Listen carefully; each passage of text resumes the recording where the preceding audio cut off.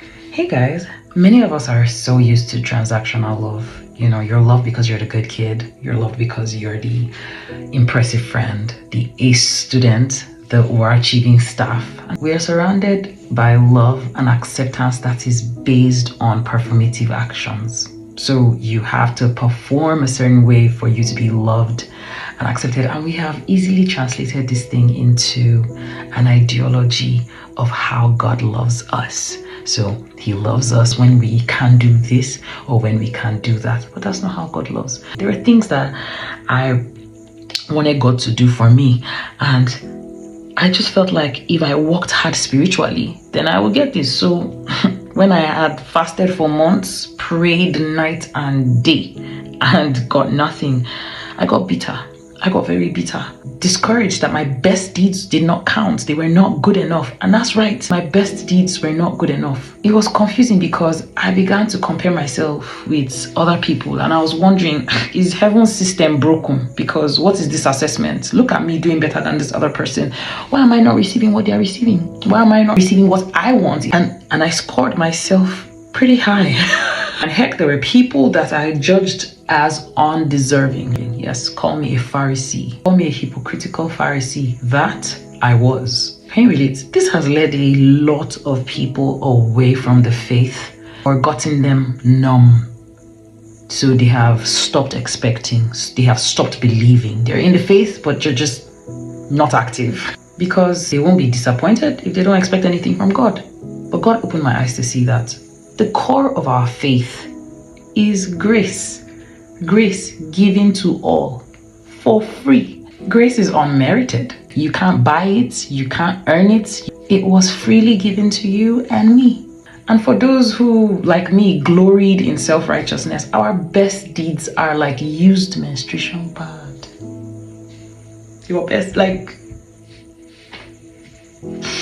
So it truly does not count for the currency that I'm giving to get what I want from God. So your best deeds are not worthy of this transaction that you're trying to do with the holy God.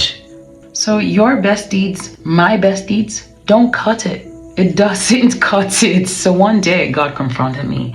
He said to me, Joy, you don't believe that I love you for no reason. And it was true. I didn't feel loved enough to have things easier. I felt if you loved me, you'd allow me have things easier. And I defined my impatience as God's negligence. I had always heard people ask the question, can God trust you with pain? But it did not change the fact that I felt hurt. It did not change the fact that I was tired. And I wanted answers ASAP. But it was healing to my soul just hearing him say, Joy, I know that you don't feel or believe that I love you for no reason. It was healing to my mind to know that he knew and he understood exactly how I felt. But then I realized that I had to be taught by him on how he loves me, and that he loves me, and that is unchanging. Not based on how people define it or the way people say God loves, but how God says he loves. And how he actually loves, because it's practical. He's a God who speaks and does. And that opened my eyes to see how he truly loved and loves me in the little things and in the large things. My silent resentment made me blind to the things I needed to be grateful for. I needed to be grateful to God for what he had built in my soul through allowing me wait on him for the things I didn't want to wait for. God was patient with me and loved me through my seasons of anger, silent resentment, ignorance, and fear. Even when I owed him nothing, he was and he is committed to being faithful to me, whether I understand it or not.